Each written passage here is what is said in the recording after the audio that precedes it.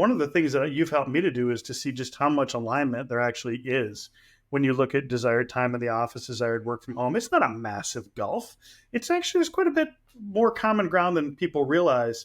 But you're right. When an employer says, hey, we're cool with you spending, more location flexibility, spend a couple days working from home or elsewhere, they are rolling the dice that the productivity and well-being of that employee will somehow be preserved. And, when I think well-being, it affects every business outcome because companies are just a collection of people, and how those people are doing is pretty determinant to how well the organization functions. Welcome to Flex Perspectives, where I interview the thought leaders, innovators, and executives shaping the future of flexible work. Flex Perspectives is brought to you by the Flex Index, the world's most robust source for full-time, hybrid, and remote work requirements. The Flex Index represents more than 6,500 companies, 45,000 office locations, and 100 million people. It's a great place to start if you're looking for your next flexible work career opportunity.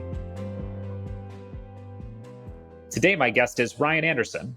Ryan is the VP of Global Research and Insights at MillerKnoll, the parent company of Herman Miller, a major producer of office furniture, equipment, and home furnishings.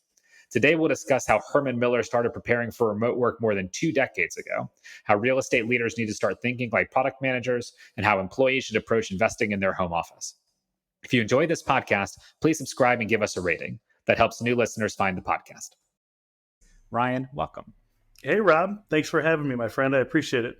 It's our pleasure. Thanks for coming on. So, Ryan, one of the things I find so fascinating is that you have a really interesting journey in terms of how you actually got to MillerKnoll. If I remember correctly, I think you started at Steelcase earlier in your career. Is that right? I did. And so tell me a little bit about that. How did that evolve? How did you get to Herman Miller?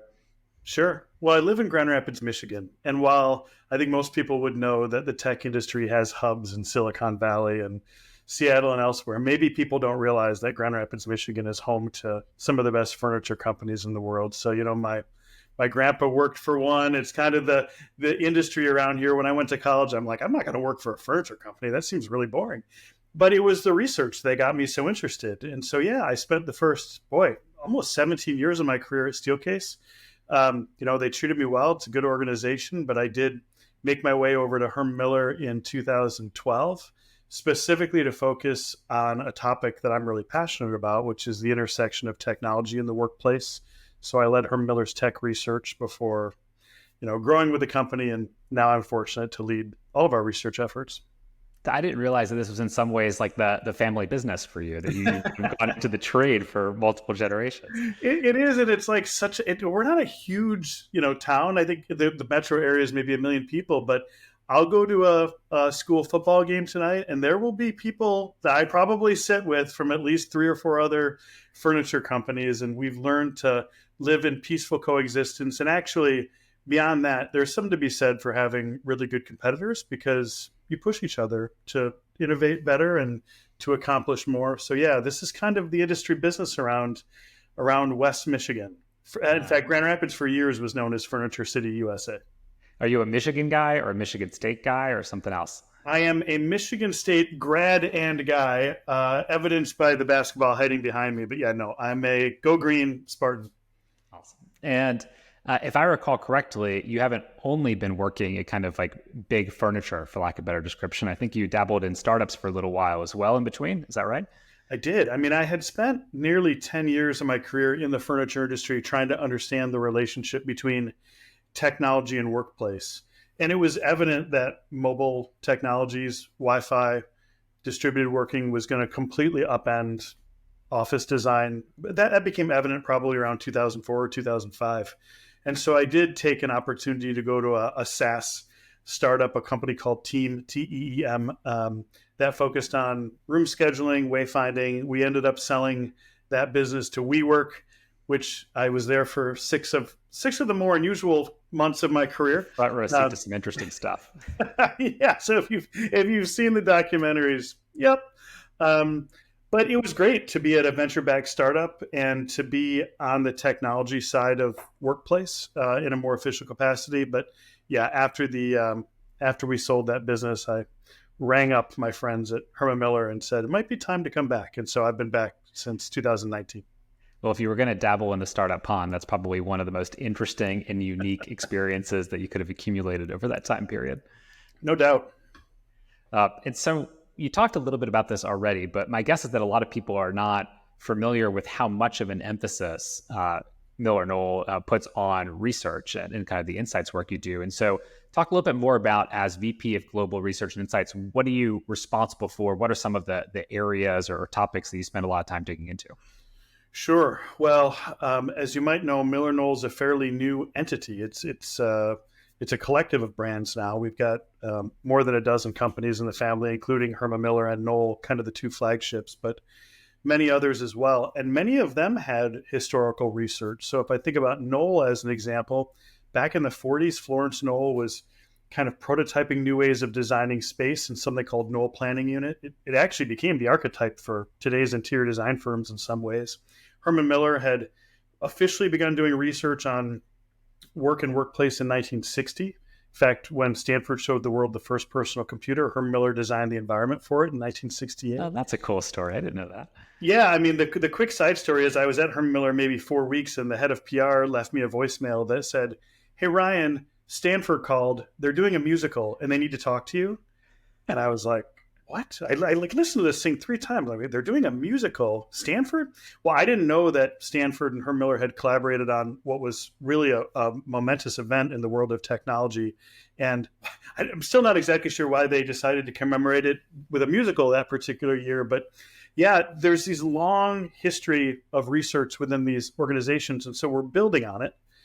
And I say that in a very literal way. Like, Herman Miller's first official research project into work from home was in 1993. It was called Out of Office. In some ways, like, the insights that were delivered in that project, hey, people are going to be working from home more. They don't want big, bulky institutional furniture in their homes. You're going to have multiple users of multiple generations. Like, a lot of it's still very relevant. So we're building on it. We have a team of researchers. We do a variety of types of research. I won't get too geeky on you, but we do quantitative, we do qualitative, ethnographic. Some of it's primary, a lot of it's primary, some of it's secondary. We have lots of research friends and partners that we go explore with. But beyond that, we have a group of full-time insight sharers who literally speak around the world about what we learn. And that team ranges from the US to Bangalore and probably expand beyond that soon. And then we've got folks who can actually work with individual customers on their workplace strategy and design and move from an issue to a design. You know, if a customer says, I'm really concerned about the mental health and burnout of my employees, like, what does that mean for the design of a workspace? And so we try to just help stitch that journey together between what we learn and what we have learned to how we actually apply it. And then we learn as much as we can from those examples, how to go. You know, what did we all get right? What did we get wrong? So that there's a kind of a circular effect. You know what's so cool about that, the example that you gave before about some of the research and the insights, I think you had said is from maybe 2004 or 2005, is I bet a lot of people who are less familiar with your organization would think, okay, well, maybe the emphasis here is reactionary to what's happened over the last few years and trying to figure out where you take the company. But in some ways, MillerKnoll and I guess Herman Miller at the time, right, were pretty far out in front of these topics and thinking about the evolution of how the world might move. I think so. It was not a surprise that work was growing more distributed. I think I personally started my first look into remote first companies around 2013. Actually, I think if I speak specifically from Herman Miller's standpoint, but I think this is probably true of Knoll as well, I don't know that we were particularly excited about what was happening with the workplace in 2017, 18, 19.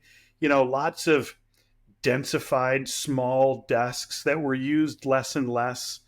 And viewed in a certain way, more flexible work practices unleashes the office so that it doesn't have to be some generic container where all work somehow happens, but it can really focus on the things that it does really well. And so I would say not only were we thinking about where the workplace might go, we're still cautiously optimistic that despite all of the return to office concerns, et cetera, that this may be a long overdue reset in helping the office to be what it kind of wanted to be. You know, back in the 50s, there was a movement in Germany called Bürolandschaft, which is office landscape, that suggested that offices should be highly varied. People should move through it. It shouldn't be a uniform kind of boring environment. It should be something very human centered. And ironically, it was desktop computers and being tethered to like one work point for 30 years that really took that in a different direction. So, yeah, I think we were ahead of it. I think our view of the workplace is still relatively consistent with where we see it going. It's been accelerated, but my big concern now is can we clear the headlines about home or the workplace to say, yep, home and office, this is what a home does really well, this is what an office does really well, now let's get to it, because we've researched both places, you know. Yeah, and it's not so binary to your point. And one of the funny things that I had actually not made the connection on until you just said it was you're totally right on the trend toward densification. And I think there's probably no industry where that was more pronounced than tech over time, and going from, a couple hundred square feet per person to, models where, I think in some were incredibly dense, like even sub 100 square feet, right, per person. And tech has also perhaps non-coincidentally been the heaviest adopter of work location flexibility of any industry. I think there's probably a number of reasons for that, but the experience that people had in the few years before the pandemic around density is probably a nice contributor to the way people thought about that. Yeah, I mean, the tech sector is such an anomaly when it comes to workplace, specifically office design, because we saw some of the big tech companies being celebrated as the most forward thinking in terms of unique alternative workplaces, but some of them, not all of them, also had draconian expectations that people would spend 10, 11, 12 hours a day there. Like, free dinner is not a perk if you're expected to be there through dinner or laundry on the floor. And so it was weird. In some ways, the companies that were enabling remote were least likely to support flexibility. And so we've seen almost this revolutionary spirit, haven't we, of employees about the office. I get very concerned that the office is like some sort of rope in a tug of war, when in fact there's other tech organizations that have done an amazing job with their offices, support flexible work. They've managed to strike that balance. And and so I don't often really look to the tech sector maybe as the example of where things might go. If I think about the consulting world, maybe like consulting firms 25 years ago said, gee, our people spend a couple days a week at clients. What do we do with our spaces to have them be attractive hubs of connection the other days of the week? Like, that for me is maybe a little better indication historically of where things were going than what we saw in tech. Yeah, it's a great point. And sometimes tech is a great bellwether for trends that may hit in 5 years or 10 years. And sometimes it's a terrible prognosticator of what's going on. Thinking about long-term trends, and you were talking a little bit about the history of Herman Miller, which I think is more than 120 years old, I think, at this point. One of the interesting things I wanted to ask you about was you started some of the research, and folks before you've been doing research in these topics for decades, right, prior to the pandemic. And so when the pandemic hit, did it feel like just another twist or turn in or new chapter, I guess, in kind of like the history of the company, and kind of a continuation of the same? Or did it really feel like a sea change in the way that you as an organization thought about the office and kind of the trajectory that we're on there? Yeah, it was a mixed bag, right? So really quickly, probably by June or July of 2020, we were putting out videos on, this is what distributed work is all about. You're going to have to manage distributed teams differently. It's almost like we had this closet full of insight that we're like, let's bring here it is. And I remember doing a video on like asynchronous collaboration and the need for, nobody wanted that. Most of the people we were serving were just like, what do we do? So it was a bit of a mixed bag, and I do trend towards optimism. So in some ways I was like, this is really good. We support work wherever it happens. I think that's true of almost all of our brands. And we have a lot of brands like Hey and Design Within Reach and others that are primarily residential brands too. So as a family, even when it was just the Herman Miller Group, but now as MillerKnoll, we are pretty diversified. So our business shifted during the pandemic. We sold a lot of residential product. We sold a lot of work from home product, a lot of outdoor. And we launched Herman Miller's gaming products in July of 2020. I could say that we were really strategic about that timing, but we were also a little bit lucky. And so it was a chance for us to be able to support work, and I'm using work very broadly, that would be the work happening in healthcare facilities, higher education facilities, homes, and beyond during the pandemic, maybe in ways that we hadn't. But I'll be frank when I say I did not anticipate these protracted headlines creating such tension around home or work to last more than maybe 6 months. The answer was always and, not or. And that has been a source of some heartache for me and the team. There was a piece in the journal, I don't know, month or two ago now that showed an Aeron chair it was like this graphic. The Aeron chair was being pulled. The employee was pulling it into their home and the boss was pulling it to the office. I didn't see that. I mean, we've always kind of said, like, let's, wherever people are doing their stuff, like wherever they're working or learning or healing or whatever they're doing, like, let's be there. So of course we would want, whether it's a, Aeron chair or a Knoll chair or whatever, to be in both locations. But boy, I'm ready for that binary kind of argument and the rising tensions and distrust between executives and employees to wane, if at all possible, so that we can get to the business of supporting a more dynamic and more flexible model of work. Yeah, and I think my hope is that we are getting closer to less discussion on what, in terms of what's the policy, how many days a week, what does that look like, and more into how, like, okay, if most organizations are going to be hybrid in some capacity, what does that look like? What are the best practices? How do we get better at it? The other thing that really strikes me from what you were just sharing is this is maybe another example to me of how important it is to be somewhat anti-fragile or diversified in terms of product line and approach. It sounds like for a number of years there had been a thesis within the company, that things may change in terms of the way we think about work and where we work. And it sounds like that led to some good decisions around balance of investment in office versus home versus other places. Without that, it could have been potentially a much more difficult or even catastrophic, chapter, it sounds like, over the last few years. Yeah, we had intentionally diversified. The other thing that had happened is if you get into interior design practices, the lines between different sorts of environments had already blurred. So 20 years ago, if I said this is a higher education space, or this is a clinical healthcare space, or this is a residential space, or a corporate office space, it would have implied very different design elements.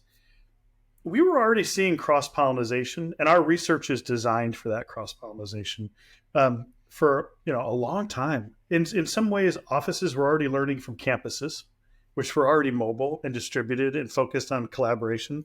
And I think in some ways, healthcare facilities had been bringing in hospitality elements from the worlds of restaurants and others. And so we haven't bucketed those separately. Like when the pandemic broke, the very first person I called was the person leading our healthcare research to say, hey, when you have to deal with infectious disease and airborne viruses in a clinical facility, what do you do?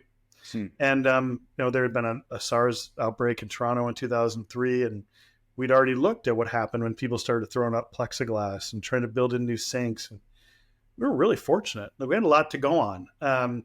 And I think that's still true today. Like I was just talking with a financial services provider who does like financial advisory about how to create better spaces of belonging and inclusion to attract new customers coming in to talk to a financial advisor.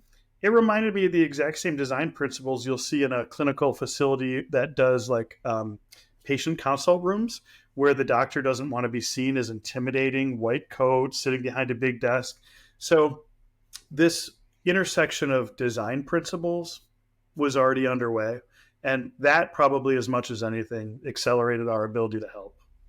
It's funny. This reminds me of why consulting businesses exist in the first place. I started my career at Bain, right? And that cross-pollination of idea or practice from one industry into another industry or one product line into another, so that you don't have to reinvent the wheel and can learn best practices from similar contexts.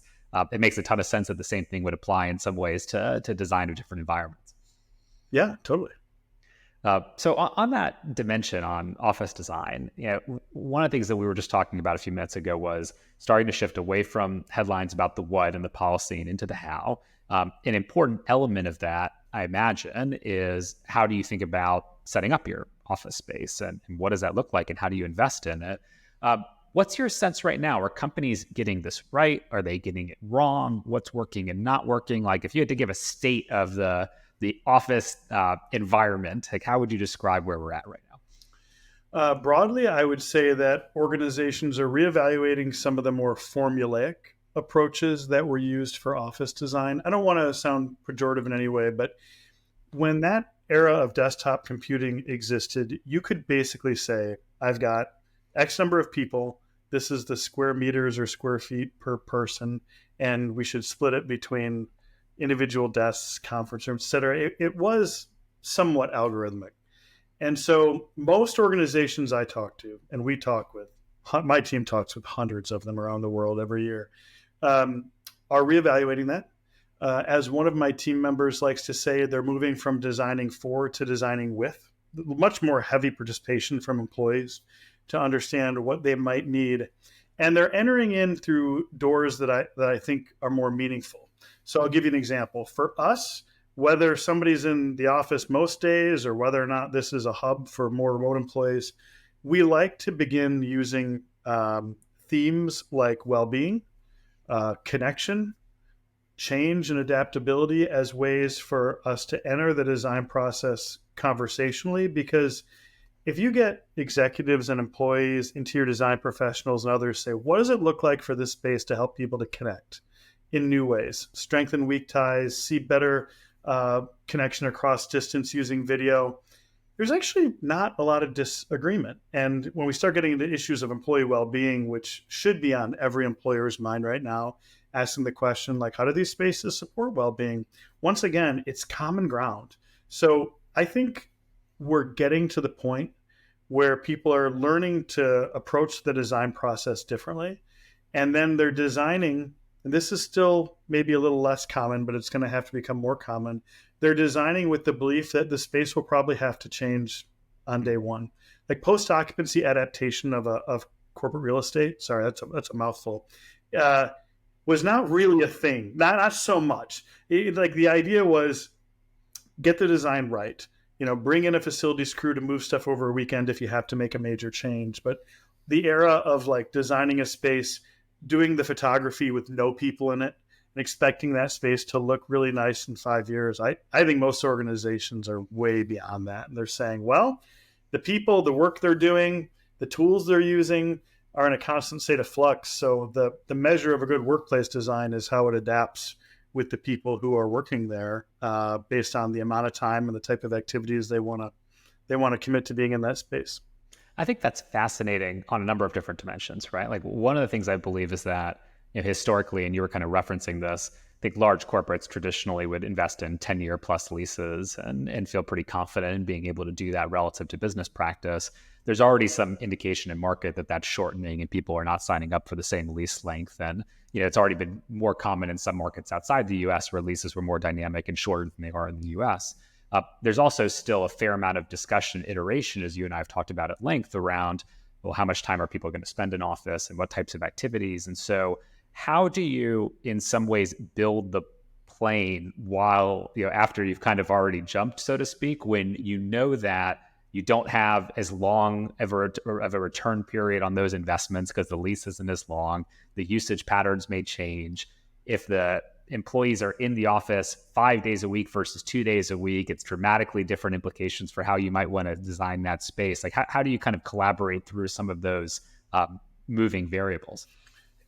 Actually, it's very similar to how we might think about home design. And I kind of like that as a proxy. So let's just compare like this to what we would do if we were thinking about designing a home. You and I are roommates. We're going to move in somewhere. And we'd say, well, how long might we be in this space? And so you try to take a look at the duration of activities and experiences you might want to have there. And then you're looking around saying, does this space suit our needs? And by kind of not overcommitting to one type of space, you're adding a degree of agility. So as an example, let's just take a home with multiple bedrooms. You wouldn't expect that 70% of the house would be bedrooms. You'd expect that maybe 30%.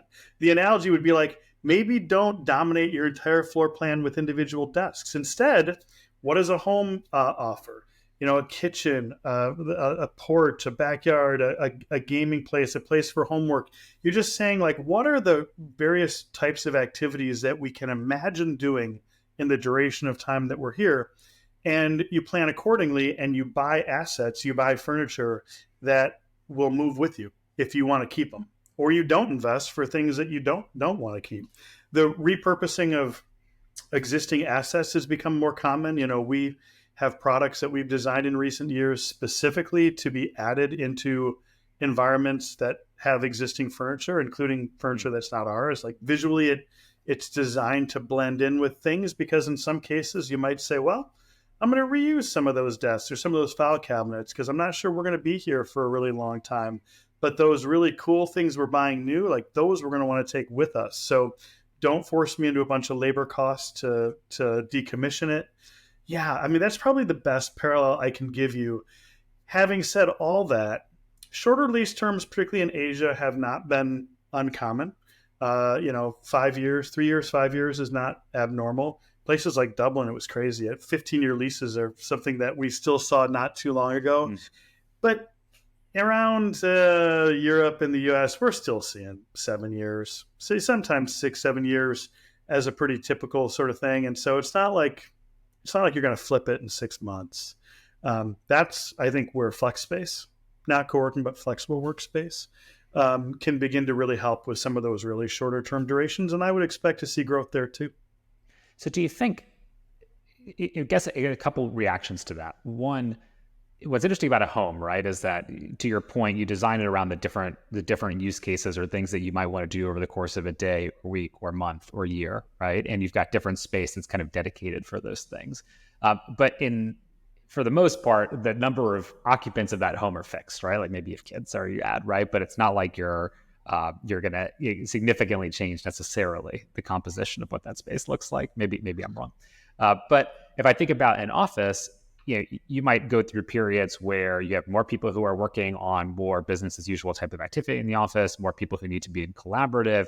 It's not quite so easy to kind of like reallocate the space based on those things. And so are there more flexible investments or things that you're starting to recommend that make it easier to be able to kind of like ebb and flow a little bit with kind of like the needs that might emerge for a company? Yeah, there are ways of doing it. So, like, as an example, some of our customers will refer to work points as opposed to workstations. So maybe, let's just say there's 200 people that are assigned to an office. Maybe there's 60 or 70 desks, but between the cafeteria or a little co-working space or an outdoor space, there's all these other places where somebody could work. If there's not that many people in during the day, they're going to spread out and use those. But if it's an all hands, they're going to occupy that. As you might know, in Europe and Australia and other places, the notion of activity-based working, which is where there's a variety of spaces and everything is shared, you don't have your own desk, you're just working from wherever, grew to be somewhat common over the last 20 years. And in some cases, it could work. It hasn't generally taken off very well in the Americas.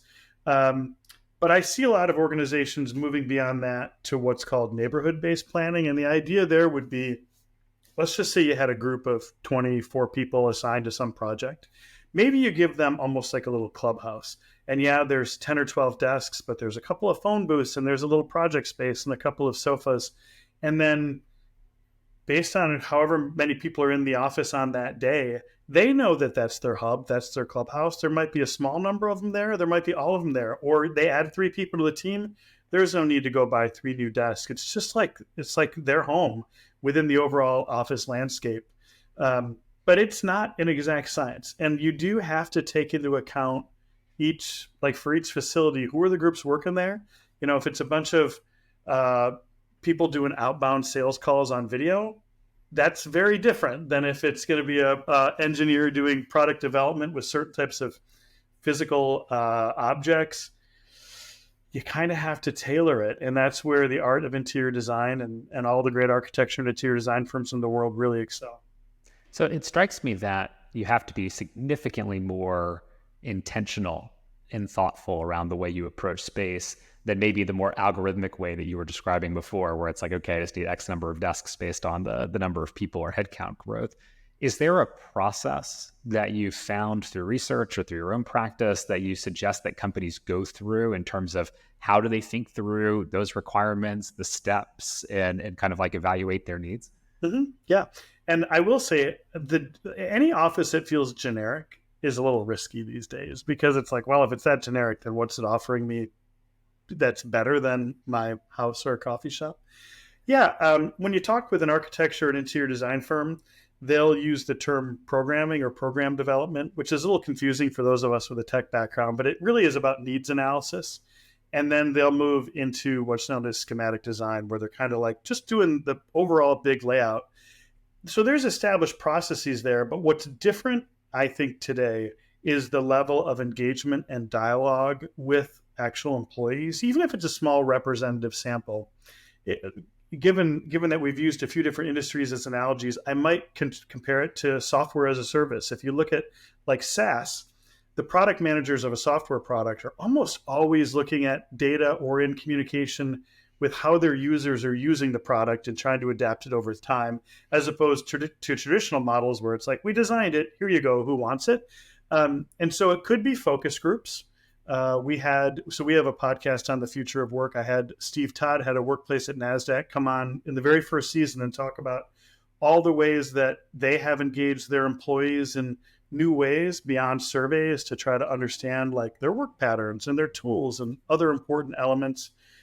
There is something known as inclusive design, which we are super passionate about, that tries to understand empathetically what people's work experiences are like, and allows for whoever is designing the space to begin to realize that, yes, there's mobility challenges, there's neurodiversity challenges, but there's also a variety of challenges that people might have that don't often get articulated in a typical design or programming process.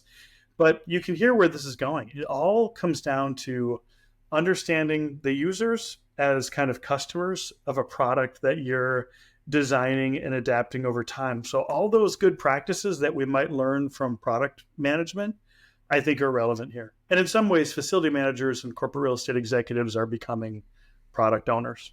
In that sense, I was going to ask, do you feel like that skill set exists in the extent or the capability that you think it needs to, in terms of the iterative, feedback-driven nature of what it means to think about product management and application of that type of philosophy to a physical space and an environment accordingly?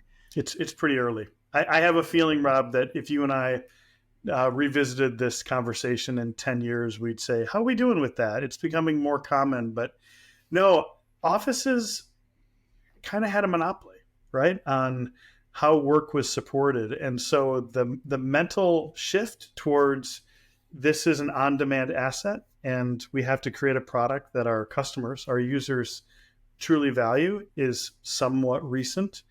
And the tools to do it are also somewhat recent. I will say I have team members that this is their job. They come alongside our customers, and we don't design spaces, but we can just work with the customer and the architecture and design firm and others to say, here's what we've seen work elsewhere.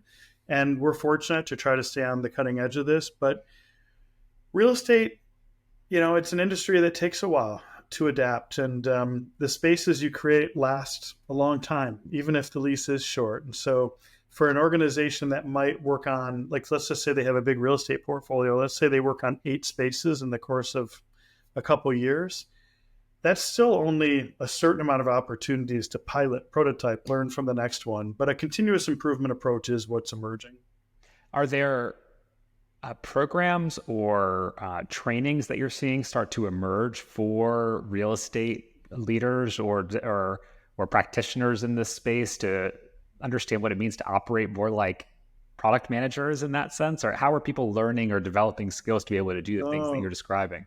Good question. Yeah, I think the industry associations and the real estate world has a few. The International Facilities Management Organization, and I sit on the global research advisory for that group, is adapting the role of facility manager towards more of that product owner.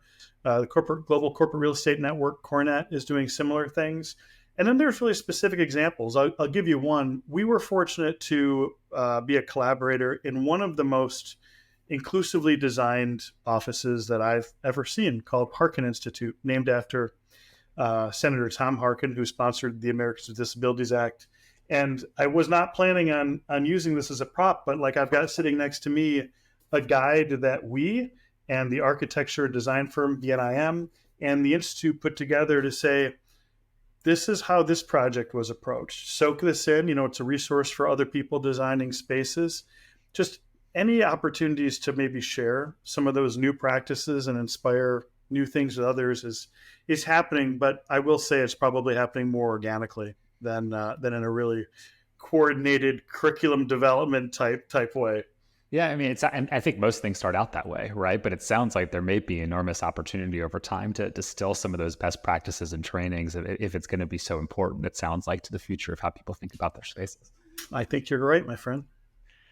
One other area, and we've talked a lot about office, and we could talk for hours about, kind of the office as a physical space that people go to. But as you mentioned, and we talked about a lot on the front end, you spent a lot of time thinking about the home. And home office is a particularly interesting topic, and it probably gets less attention relative to physical and commercial, like commercial real estate, for example. But what are you seeing in home office, and are employees and employers investing in being as intentional as they need to be in what it means to be able to work remotely from their home or elsewhere as they are about the spaces that people may travel into on a day-to-day basis?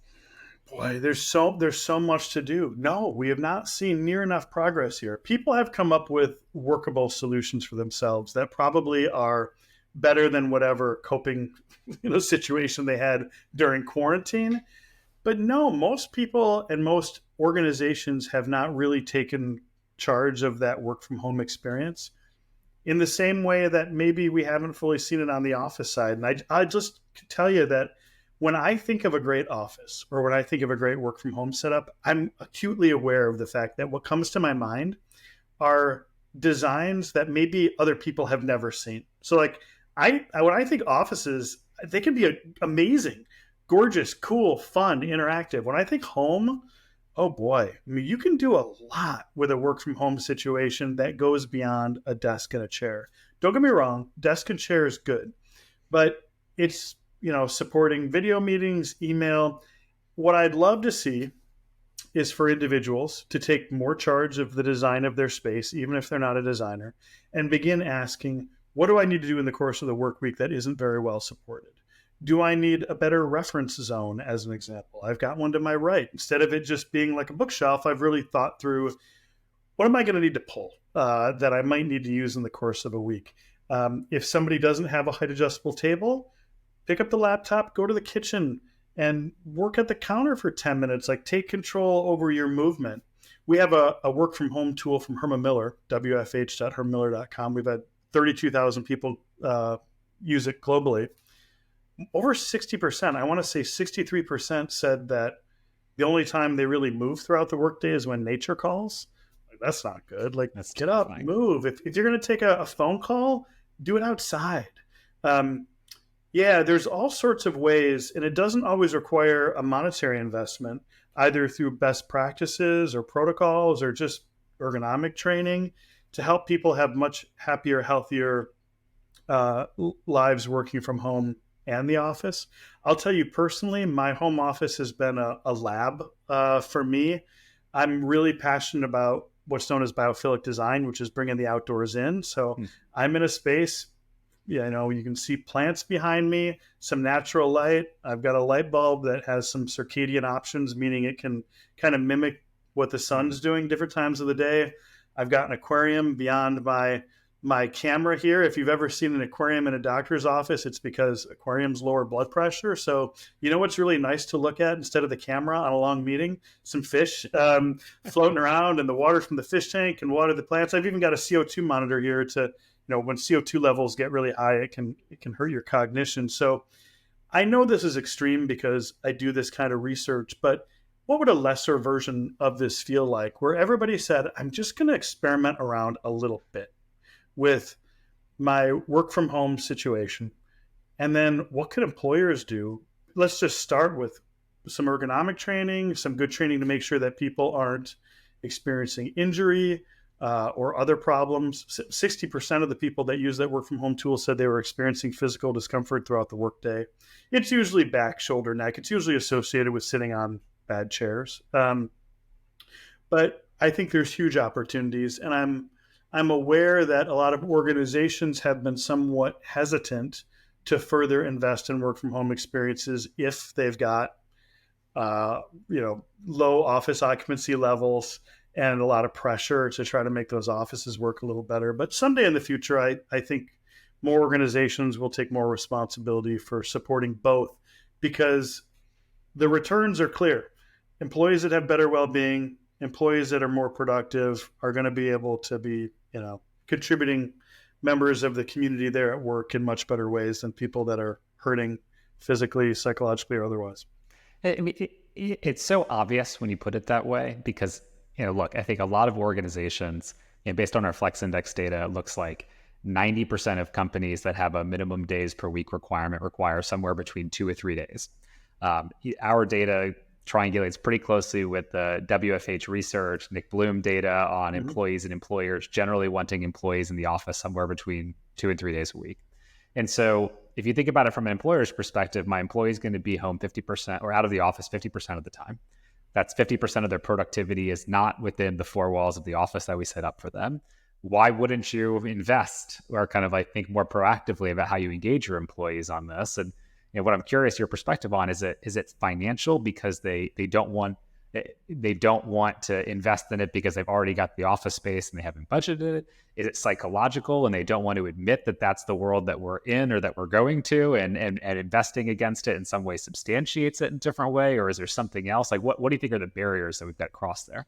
I think you put your finger on several. I don't know that there's one, but you articulated that beautifully. And by the way, I use your research a lot. I shared it with some of my employees just this morning, actually, a few bits from the Flex Index that I was thinking about. And it's one of the things that you've helped me to do is to see just how much alignment there actually is when you look at desired time in the office, desired work from home. It's not a massive gulf.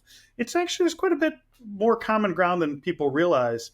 But you're right. When an employer says, hey, we're cool with you spending, more location flexibility, spend a couple days working from home or elsewhere, they are rolling the dice that the productivity and well-being of that employee will somehow be preserved. And, when I think well-being, it affects every business outcome, because companies are just a collection of people, and how those people are doing is pretty determinant to how well the organization functions in terms of productivity. And there's a lot of debate over productivity metrics, but just in general, if people find that they can be sustainably productive from home or the office, what are the effects on the organization? Look at how much is spent on people.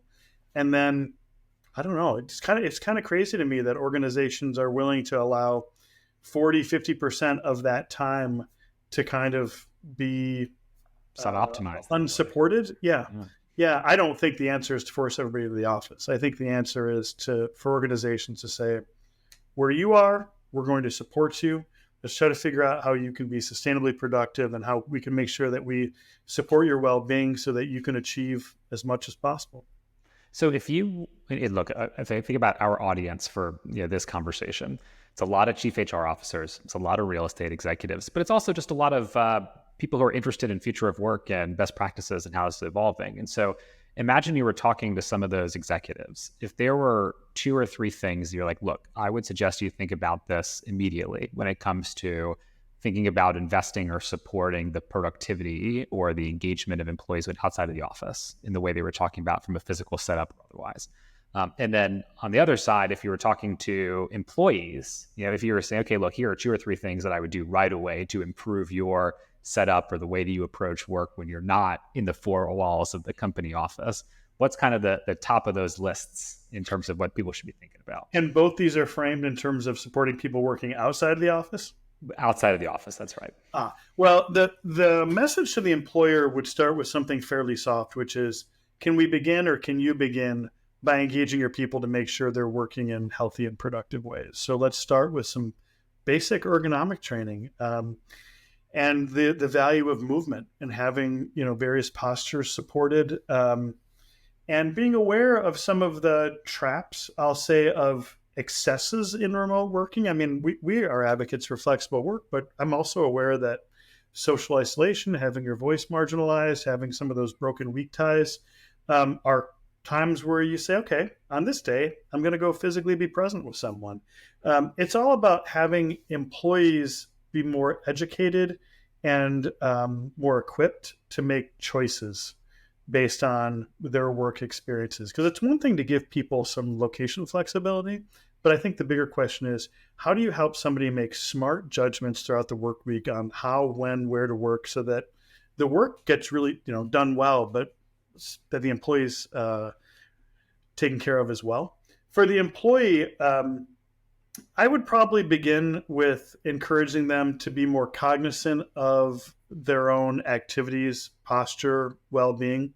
I'm super biased, but there's a slew of evidence beyond ours that chairs matter, that back pain. In fact, the Ministry of Labor in the UK, I think, estimated that 62,000 people exited the UK workforce last year due to back pain from working from home. They were doing a study on That's long staggering. COVID. Yeah, it was. They were doing a study on long COVID, trying to look at workforce participation rates, and they were kind of like, well, where'd everybody else go? And they found that there were health issues emerging. I mean, this is serious. We don't want people to experience injury or other problems like that. So I probably would encourage them to think about what they're sitting on and whether or not they're moving, whether or not they're experiencing eye strain, lighting, plants, fresh air, all really important. But I think the bigger probably thing that I would be advocating for everyone is that this is the power of design. Like, you can take more control over your environments and say these are going to be places where we all just genuinely value them more. We all enjoy spending time in them more. It doesn't have to require a huge capital outlay in many cases. It's just that for whatever reason, we're very used to coming into environments and just working with whatever's there. And this is true of restaurants, schools, homes, whatever. But taking charge of the space as a designer, even if you're not a designer, just to say, well, I know what I need right now, and this office is going to need to support our team differently for the project we're doing, or my home's going to have to support me differently for when I want to take calls. That's like the first step. You got to be cognizant of it and take control. It's interesting. I think my major takeaway from what you're saying is, if hybrid work and flexible work broadly is going to be a mainstay, and I think we both believe that it is, then we should stop treating the spaces that we are in as if this is transient and start investing in them in a way that's reflective of the fact that we're going to work that way on a long-term or ongoing basis. Yes, and I want to acknowledge my bias in saying that, but I don't think kind of living with the status quo is helping anyone. And I do encounter a lot of organizations that are like, you know what, 1 year lease extension, maybe everybody will come back, after Labor Day. I've seen much better success in organizations saying, we're going to engage our employees. We're going to see what experiences they're struggling with. Like, what are they doing really well at? What are they really struggling with? And we're going to, even if it just means repurposing the furniture and the space you've got in ways that's intentional, and starts a process where there's a dialogue between employees and employer about making these physical environments work better for them, that's a path forward. And like I said, for me, I'll always kind of bring it back to how can we help people to connect in better ways? Because I don't believe there's any amenity that's going to lure anybody back to the office other than people, quality connection with people. I'm going to hit that well-being time and time again, because the data suggests that the vast majority of people are struggling in terms of physical, emotional, and other health problems. The workplace can't solve all of it, but can address some important things. And then change. How do you create these environments to adapt over time so that if somebody feels like, okay, we're going to make a little investment, that it's a smart investment. Sometimes I'll even go so far as to say to one of our customers, we'll try to help you invest the least to make it the most better. Like, what's the smallest little intervention or unlock we could do in an existing space to have the employees go like, hey, that's great. That's really working for us in ways that maybe it wasn't before. But waiting for 2019 to come back is probably not a viable strategy when it comes to either supporting work at home or in the office. It's a great summary of the discussion. And I think I might use that people are your greatest office amenity or some version of that as an ongoing basis. I think that's exactly right. Well, I get asked it every day. I will say I was talking with a very senior HR person at a $10 billion plus company just this week, and nothing against this person. I get it all the time. What sort of amenities will lure people back? I'm like, let's talk about how the space can deliver value and how people can experience quality connection with other people. Those two things are proven. Like people will, I'll go to a concert, I'll go to a restaurant, I'll fly across the world to an event if it means that I'm connecting with people. If I'm not connecting with people, I'm going to tune in digitally. So, we can learn from these other facets, but I'm not sure bagels or kombucha, although I do enjoy kombucha, are necessarily like the big unlocks. Don't get me wrong. There's a role for all that, but that's not what the strategy should hinge on. That's right. And I do think that there is wisdom to recognizing that the office is increasingly for employees no longer a default, but a decision and a thought process, right? And if that's the case, then you should think about what motivates someone to make a decision, right? And the attractiveness of the office and the space and how conducive it is for working, the amenities you put in there, how easy you make it to get there. I don't think there's a silver bullet, but each piece of that is important in getting someone to make a decision or want to make a decision to come into a space. Totally.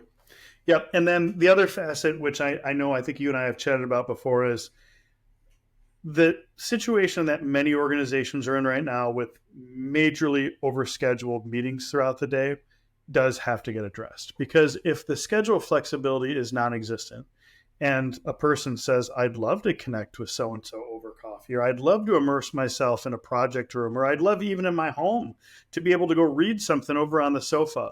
If it's 7 hours of video meetings all day long, it's not sustainable. Like it's become a real structural impediment to all of this.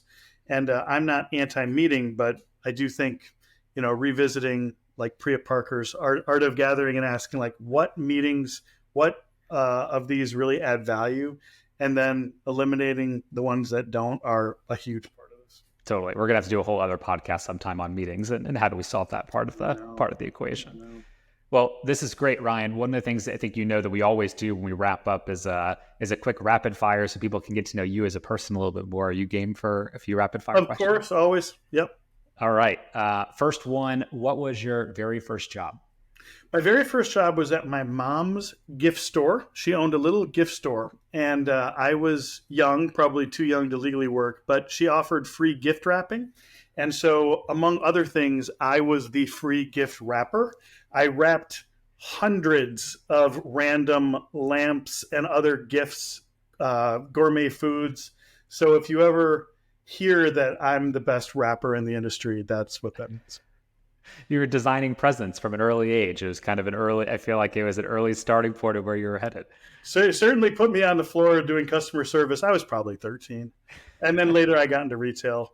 And actually, at one point, I worked at a wallpaper store, which was my real first introduction to residential design. And yeah, just the process of working with residential designers. Cool. What is the best book that you have read lately? So I am a huge history nerd. I don't find much value in business books. I try, I read a few of them, but I love history. So I just revisited a book called The Greater Journey by David McCullough, which is about all these Americans that went to Paris in the 1800s and all that they learned.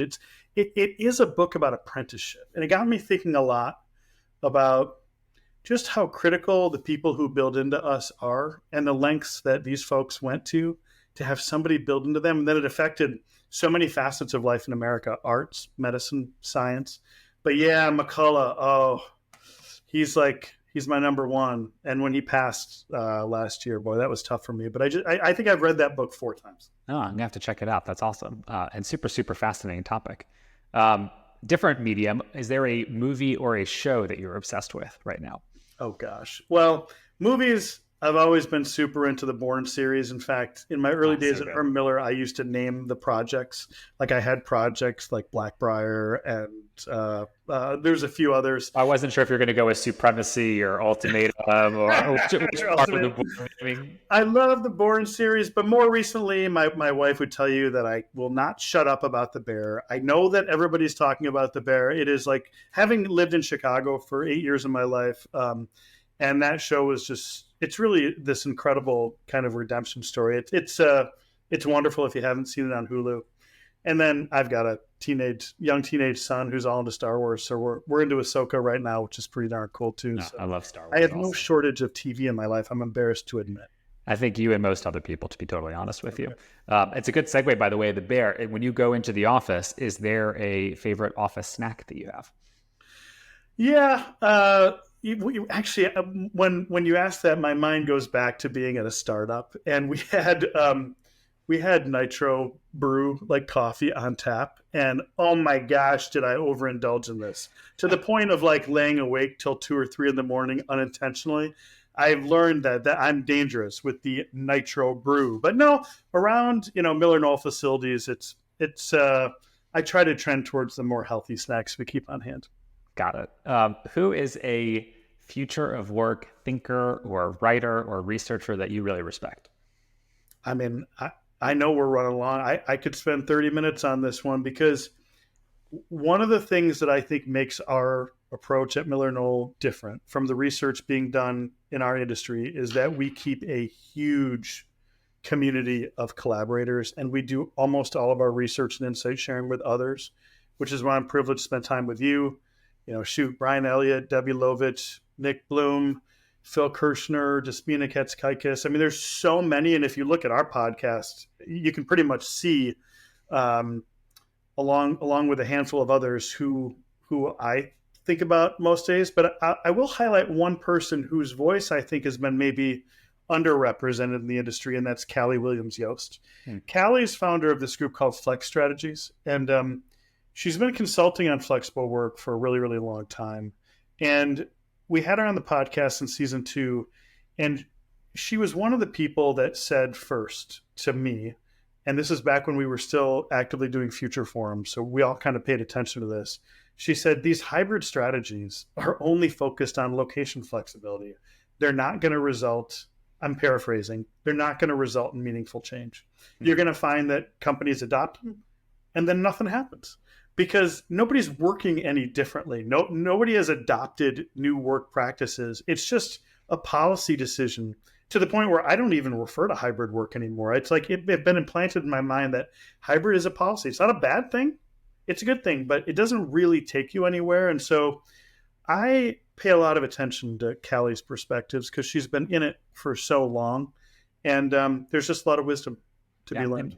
And folks, and frankly, I would include you in that group in terms of folks that there are a lot of us who have become more passionate about this topic in the last few years, right? And there are folks that have been here for a really long time and have been studying the evolution of this. And it's important to recognize that this is not a trend unto itself. It is a step in a journey that has started a long time past and will continue a long time forward. And the folks that have been invested in that way for a long time are really important to listen to and consult with. So I think that's great. I think so. I mean, I'm switching up books now, but Thomas Friedman's most recent one, which I think is called Thank You for Slowing Down, or Thank You for Being Late. I can't remember which, but his basic premise is that when everything accelerates, like when everything gets really fast, the smart person will take a moment. So like if some sort of emergency breaks out around you, like take a second, see what's going on. I think there's a group, and I'm fortunate to know you and many others that are part of this group that are taking an objective look at what's going on today, taking a look in the past at what we can learn from it and what we're seeing to say, okay, there's a smarter, more comprehensive way forward. I'm just, really aware that sometimes the answers are more complicated than people might like. I had one of our own leaders say to me the other day, you give kind of long answers. I'm like, well, stop asking me such complicated questions. Totally. Or rich questions. Yeah. That's great. All right. One final question for you. For folks that are listening who would like to learn more about you or read more of the research that you put out, where would you send them? Yeah, so on MillerKnoll, we have a page called Ideas in Action that include links to all of our most recent research. We're going to be putting out quite a bit of new information there, including results of a large new global study we've done that we're calling the Global Workplace Assessment, actually looking at how organizations are doing in terms of delivering quality workplace to their people. That's still a little bit off yet, but that's the page to keep an eye on. And then, as you know, my friend, I am not shy on LinkedIn. So if you want whatever thoughts of the research team might be discussing this week, I usually take them to LinkedIn to share what's on our minds and get feedback from all the people we serve. Awesome. Well, Ryan, look, really enjoyed having you on here. I find you super insightful on a range of topics, whether it comes from home office or the actual office. I kind of figure out better language to distinguish between these. But thank you for sharing all of that wisdom. And I think there's some really good actionable takeaways for how to think about your own health and productivity and engagement that people can really hold on to from this. So I appreciate it. It has been a privilege to join you. Thank you. All right. Thanks. Thanks so much for listening. If you enjoyed the show, you can subscribe on Apple Podcast, Spotify, or your favorite podcast app. Please also consider giving us a rating or leaving a review, as that helps other listeners find the podcast. For more FlexIndex content, including past episodes, our FlexIndex newsletter, and monthly research reports, visit flex.scoopforwork.com. See you next time.